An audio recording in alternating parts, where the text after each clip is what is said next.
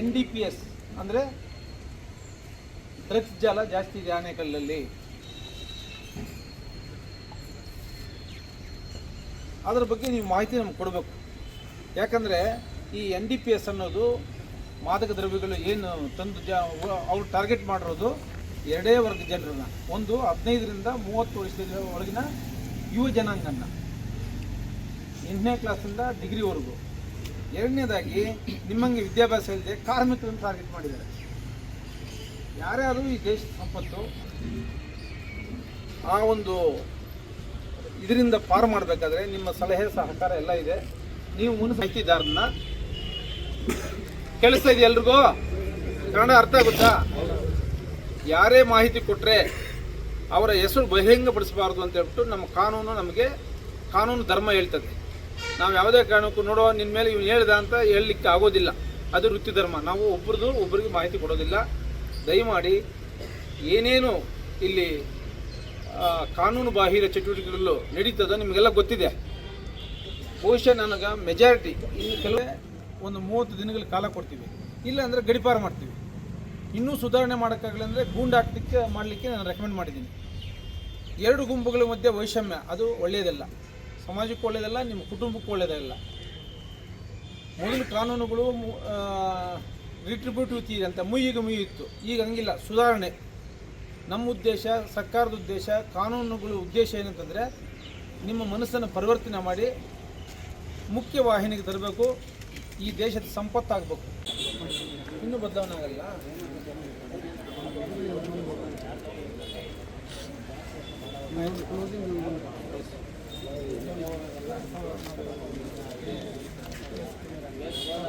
ಹೆಂಗಾಯ್ತು ಮಾಡೋದು?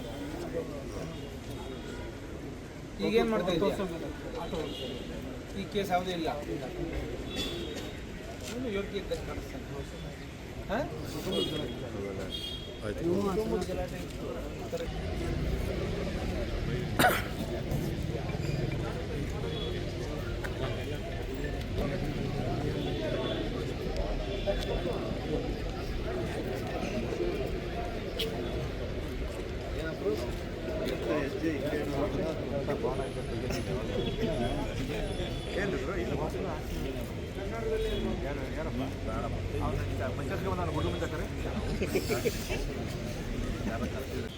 ಗಡಿಪಾರು ಮಾಡ್ತೀವಿ.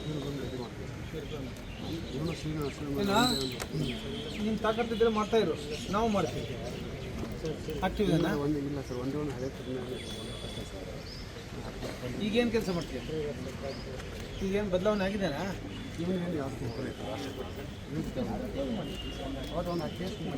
ಮುಗಿದಿಲ್ವಾ? ಇನ್ನು ಮತ್ತೆ ಸೇರಬಾರ್ದು. ಹಾಂ,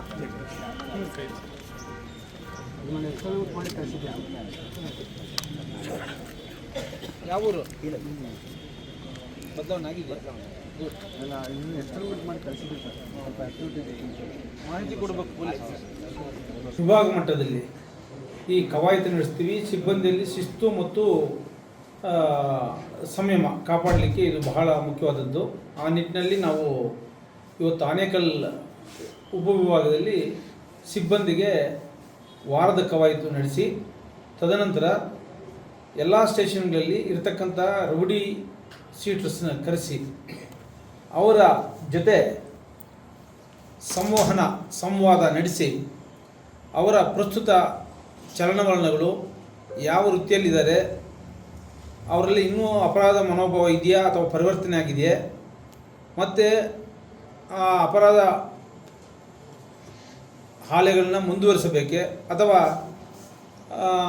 ನಮ್ಮ ವಿವೇಚನಾ ಶಕ್ತಿ ಬಳಸಿ ಆತನು ಪರಿವರ್ತನೆ ಆಗಿದರೆ ಅವರ ರೌಡಿ ಹಾಳೆಯನ್ನು ಮುಕ್ತಾಯಗೊಳಿಸುವುದು, ಈ ಮೌಲ್ಯಮಾಪನ ಮಾಡಿ ತೀರ್ಮಾನ ತಗೊಳ್ಳೋಣ. ಹಾಗಾಗಿ ಎಲ್ಲ ಸ್ಟೇಷನ್ಗಳಿಂದ ಆ್ಯಕ್ಟಿವ್ ರೌಡಿಸ್ ಯಾರಿದ್ದಾರೆ ಅವ್ರನ್ನ ಕರೆಸಬೇಕು ಅಂತ ಹೇಳ್ಬಿಟ್ಟು ಹೇಳಿದೆ. ನಮ್ಮ ಆನೇಕಲ್ ಉಪವಿಭಾಗದಲ್ಲಿ 327 ಜನ ಸ್ಥಳೀಯ ರೌಡಿ ಅಸಾಮಿಗಳಿದ್ದಾರೆ. 236 ಜನ ಔಟ್ಸೈಡರ್ಸ್ ಇದ್ದಾರೆ. ಒಬ್ಬರು ಬಡ್ಡಿಂಗ್ ರೌಡಿ. ಟೋಟಲ್ 564 ಜನ ಇದ್ದಾರೆ. ಆ ಪೈಕಿ ಈ ದಿನ ಠಾಣಾವಾರು ಆಕ್ಟಿವ್ ಇರ್ತಕ್ಕಂಥ ರೌಡಿಗಳನ್ನ ಕರೆಸಿ ಅವ್ರ ಜೊತೆ ಸಂವಾದ ಮಾಡಿದ್ದೀನಿ. ಅವರೆಲ್ಲ ಬಹುತೇಕ ಇನ್ನೂ ಆಕ್ಟಿವ್ ಇದ್ದಾರೆ. ಅವ್ರಿಗೆ ನಾನು ಸ್ವಲ್ಪ ಕಾನೂನು ಸಲಹೆ ಮತ್ತು ಡೂಸು ಡುನಾಟ್ಸ್ ಬಗ್ಗೆ ಎಲ್ಲ ಹೇಳಿದ್ದೀನಿ. ಬದಲಾವಣೆ ಹಾಕಿ ಮುಖ್ಯ ವಾಹಿನಿಗೆ ಬರಬೇಕು ನೀವು. ಮತ್ತು ನಿಮ್ಮ ವ್ಯಾಪ್ತಿಗಳಲ್ಲಿ ಆಗ್ತಕ್ಕಂಥ ಅಪರಾಧಗಳ ಬಗ್ಗೆ ಮುಂಗಡ ವರದಿ ಕೊಟ್ಟು ಅಪರಾಧಗಳು ತಡೆಗಟ್ಟಲಿಕ್ಕೆ ಸಹಕರಿಸಬೇಕು. ನಿಮ್ಮ ಪರಿವರ್ತನೆ ಆಗಿದ್ದೆ ಆದರೆ ನಿಮ್ಮ ರೌಡಿ ಹಾಳಿಯನ್ನು ಮುಕ್ತಾಯಗೊಳಿಸಲಾಗ್ತದೆ ಅಂತಲೂ ಸಹ ನಾನು ಅವರಿಗೆ ಅಡ್ವೈಸ್ ಮಾಡಿದ್ದೀನಿ. ಬಹುತೇಕ ಎಲ್ಲ ಈಗ ಅವ್ರಿಗೆ ಅರಿವಾಗಿದೆ. ಮುಖ್ಯವಾಗಿ ಅವರು ಈ ಅಪರಾಧ ಜಗತ್ತಕ್ಕೆ ಬರಲಿಕ್ಕೆ ನಾನು ಪ್ರತಿಯೊಬ್ಬರ ಹತ್ರ ಪ್ರತ್ಯೇಕವಾಗಿ ಚರ್ಚೆ ಮಾಡಿದ್ದೀನಿ. ಅವರ ಅವಿದ್ಯಾವಂತಿಕೆ ಯಾರೂ ಸಹ 10ನೇ ಕ್ಲಾಸ್ ಮೇಲೆ ಯಾರೂ ಓದಿಲ್ಲ. ಕೆಲವರು ಓದೇ ಇಲ್ಲ, ಕೆಲವು 3ನೇ ಕ್ಲಾಸು, ಕೆಲವು 4ನೇ ಕ್ಲಾಸು, 8ನೇ ಕ್ಲಾಸು. ಇದನ್ನೆಲ್ಲ ನಾನು ಎವ್ಯಾಲ್ಯೂಯೇಷನ್ ಮಾಡಿದ್ದೆ. ಆದರೆ ಪಾಪ ಅವ್ರಿಗೆ ಅವಿದ್ಯಾವಂತಿಕೆ ಅಥವಾ ವಿದ್ಯಾಭ್ಯಾಸ ಇಲ್ಲದೇ ಇರೋದೇ ಈ ಕಾನೂನು ಉಲ್ಲಂಘನೆಗೆ ಮುಖ್ಯ ಕಾರಣ ಅಂತ ನಾನಂತೂ ಭಾವಿಸಿದ್ದೀನಿ. ಮತ್ತು ಅವ್ರಿಗೆ ಹೇಳಿದ್ದೀನಿ ಜೀವನ ಅಂದ್ರೇನು, ಮತ್ತು ನಿಮ್ಮ ಮಕ್ಕಳನ್ನ ದೇಶದ ಆಸ್ತಿ ಮಾಡಬೇಕಾದ್ರೆ ನೀವು ಅವ್ರಿಗೆ ವಿದ್ಯೆ ಆದರೂ ಕೊಡಿ. ನಿಮ್ಮಿಂದ ತಪ್ಪಾಗಿದೆ, ನಿಮ್ಮ ಮಕ್ಕಳಿಂದ ಮತ್ತೆ ತಪ್ಪಾಗೋದು ಬೇಡ ಅಂತೇಳ್ಬಿಟ್ಟು ಹೇಳಿದ್ದೀನಿ.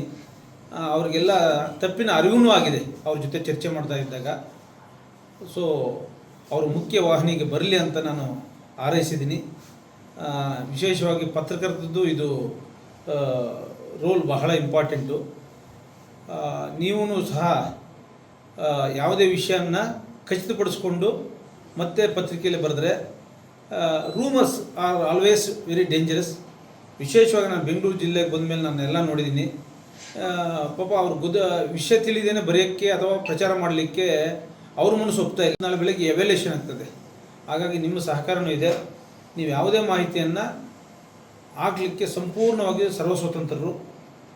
ಅದನ್ನು ಖಚಿತಪಡಿಸ್ಕೊಂಡು ಹಾಕಿದ್ದೆ ಆದರೆ ಸ್ವಾಸ್ಥ್ಯ ಸಮಾಜ ನಿರ್ಮಾಣ ಮಾಡಲಿಕ್ಕೆ ನೀವು ಸಹ ನಮ್ಮ ಜೊತೆ ಕೈ ಜೋಡಿಸೋದಕ್ಕೆ ಆಗ್ತದೆ ಅಂತ ನಿಮಗೂ ಸಹ ಶುಭ ಹಾರೈಸ್ತೀನಿ. Thank you to all. 264 ಜನ ರೌಡಿ ಶೀಟರ್ಗಳಲ್ಲಿ ಬೆರಳಿಕೆಯಷ್ಟು ರೌಡಿ ಶೀಟರ್ಗಳನ್ನು ಕರೆಸಿದ್ದಾರೆ. ಆಕ್ಟಿವ್ ಇರುವಂಥವ್ರನ್ನು ಇನ್ನೂ ಸಾಕಷ್ಟು ಜನ ಬಿಟ್ಟಿದ್ದಾರೆ ಅಂತೇಳಿ ಕೇವಲ 120 ಜನ ಬಂದಿದ್ದಾರೆ ಸರ್. ಇನ್ನೂ ಸಾಕಷ್ಟು ಜನ ಆಕ್ಟಿವ್ ಇರುವಂಥ ರೌಡಿ ಶೀಟರ್ಗಳಿದ್ದಾರೆ, ಅಂಥವ್ರನ್ನೆಲ್ಲ ಕೈ ಬಿಟ್ಟಿದ್ದಾರೆ ಅಂತೇಳಿ ನೆಪ ಮಾತ್ರಕ್ಕೆ ರೌಡಿ ಕರೆಕ್ಟ್ ಮಾಡಿದ್ದಾರೆ ಅಂತೇಳಿ.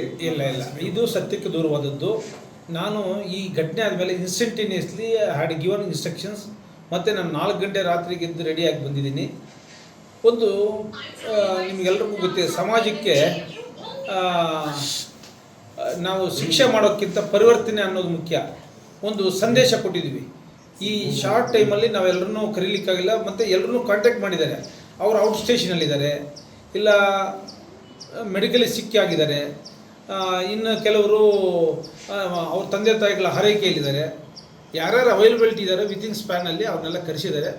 ಮುಂದಿನ ದಿನಗಳಲ್ಲಿ ಎಲ್ಲರನ್ನೂ ಕರೆಸಿ ಎಲ್ರಿಗೂ ಸಹ ನಾವು ಈ ಅಡ್ವೈಸ್ ಮಾಡಿ, ಒಂದು ವೇಳೆ ಅವರು ಆ ಅಡ್ವೈಸ್ಗೆ ಸಹಕರಿಸಲಿಲ್ಲ, ಸ್ಪಂದಿಸಲಿಲ್ಲ ಅಂತಂದರೆ ಅವ್ರಿಗೆ ನೆಕ್ಸ್ಟ್ ಎಕ್ಸ್ಟರ್ಮೆಂಟು, ತದನಂತರ ಇನ್ನೂ ಸುಧಾರಣೆ ಆಗಲಿಲ್ಲ ಅಂದರೆ ಗೂಂಡ್ ಆ್ಯಕ್ಟು ಕೂಡ ಇನ್ವೋಕ್ ಮಾಡ್ತೀವಿ ಅಂತ ಅವರಿಗೆ ಸ್ಪಷ್ಟ ಸಂದೇಶ ಕೊಟ್ಟಿದ್ವಿ. ಜೈಲಲ್ಲಿ ಇದ್ರು 2 ಗುಂಪುಗಳನ್ನ ವಾರ್ ಮಾಡಿದ್ದು ಅವರೆಲ್ಲ ಜೈಲಿಂದ ಆಚೆ ಬಂದಿದ್ದಾರೆ. ಆದರೆ ಇವಾಗ ಪೆರೇಡಲ್ಲಿ ನಾವು ಯಾರು ಕಾಣಿಸ್ತೀವಿ. ಈಗ ಇಲ್ಲ, ಒಂದು ಟೀಮ್ ಬಂದಿತ್ತು, ನಾನು ಅವ್ರನ್ನ ವಾರ್ನ್ ಮಾಡಿದ್ದೀನಿ. ಈಗ ನಾನು ಎಲ್ಲ ಇನ್ಸ್ಪೆಕ್ಟರ್ಸ್ಗೆ ಹೇಳಿದ್ದೀನಿ, ನಾವು ಶಾಡೋಯಿಂಗ್ ಮಾಡಲಿಕ್ಕೆ ಅಂದರೆ ಜೈಲಿಂದ ಬಿಡುಗಡೆ ಆದ ತಕ್ಷಣ ಸಂಬಂಧಪಟ್ಟ ಠಾಣೆಗಳಿಗೆ ಮಾಹಿತಿ ಬರ್ತದೆ. ಮಾಹಿತಿ ಬಂದ ಮೇಲೆ ಅವ್ರನ್ನ ಶಾಡೋ ಮಾಡಬೇಕಂತ ಹೇಳ್ಬಿಟ್ಟು ನಮ್ಮ ಪೊಲೀಸ್ ಮ್ಯಾನ್ಯಲ್ ಕೂಡ ಇನ್ಸಿಸ್ಟ್ ಮಾಡ್ತದೆ. ಶಾಡೋಯಿಂಗ್ ಮಾಡಲಿಕ್ಕೆ ಹೇಳಿದ್ದೀನಿ. ನಾನು ಅದನ್ನು ಲಿಸ್ಟ್ ಔಟ್ ಮಾಡಿ ಬೆಂಗಳೂರು ಕೇಂದ್ರ ಕಚೇರಿಗೆ ಆ ಜೈಲಿಂದ ಬಿಡುಗಡೆ ಮಾಡೋರನ್ನ ಕರ್ಕೊಂಡು ಬರಬೇಕು ಅಂತಲೂ ಸಹ ಸೂಚನೆ ಕೊಟ್ಟಿದ್ದೀನಿ. ಇತ್ತೀಚೆಗೆ ಪೊಲೀಸ್ ಸ್ಟೇಷನ್ ವ್ಯಾಪ್ತಿಗಳಲ್ಲಿ ರೌಡಿ ಪರೇಡ್ ಕಡಿಮೆ ಆಗ್ತದೆ. ಇದರಿಂದಾಗಿಯೇ ರೌಡಿಗಳು ಮತ್ತೆ ಆಕ್ಟಿವ್ ಆಗಿ ಮೊನ್ನೆ ಕಿಡ್ನಾಪ್ ಅಂಡ್ ಮರ್ಡರ್ ಆಯಿತು.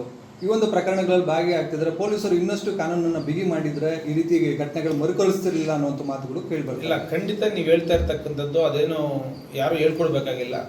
ಅದು ಪೊಲೀಸ್ ಮ್ಯಾನ್ಯಲ್ ನಮ್ಗೆ ಭಗವದ್ಗೀತೆ ಇದ್ದಂಗೆ ಅದರಲ್ಲಿ ಕ್ಲಿಯರ್ ಆಗಿದೆ. ಅವರು ಸಮಾಜದ ಪ್ರಜೆಗಳು ಯಾವುದೋ ಒಂದು ಕೆಟ್ಟ ಸಮಯದಲ್ಲಿ ಆ ಥರ ಆಗಿದ್ದಾರೆ, ಅಂಥವ್ರ ಬಗ್ಗೆ ನಾವು ನಿಗಾ ವಹಿಸ್ತೀವಿ. ಈ ಪೆರೇಡ್ ಅನ್ನೋಕ್ಕಿಂತ ಸಂವಹನ ಅವ್ರ ಜೊತೆ ಚರ್ಚೆ ಮಾಡಿದಾಗ ನಮಗೆ 99% ನಮ್ಗೆ ಮಾಹಿತಿ ಸಿಕ್ಬಿಡ್ತದೆ. ಸೊ ಚರ್ಚೆ ಮಾಡಲಿಲ್ಲ ಅಂತಂದರೆ ಮತ್ತೆ ಅವರು ಏನು ಚಲನವಲನಗಳು, ಅವ್ರ ಆಕ್ಟಿವಿಟೀಸ್ ಏನು, ನೆಕ್ಸ್ಟ್ ಅವ್ರದ್ದು ಏನು ಅಜೆಂಡಾ ಅನ್ನೋದು ನಮ್ಗೆ ಗೊತ್ತಾಗೋದಿಲ್ಲ. ಅದಕ್ಕೆಲ್ಲ ನಾವು ಎಲ್ಲನೂ ಪ್ರಿಕಾಷನರಿ ತೊಗೋತೀವಿ ಅಂತ ಹೇಳಲಿಕ್ಕೆ ಇಷ್ಟಪಡ್ತೀನಿ.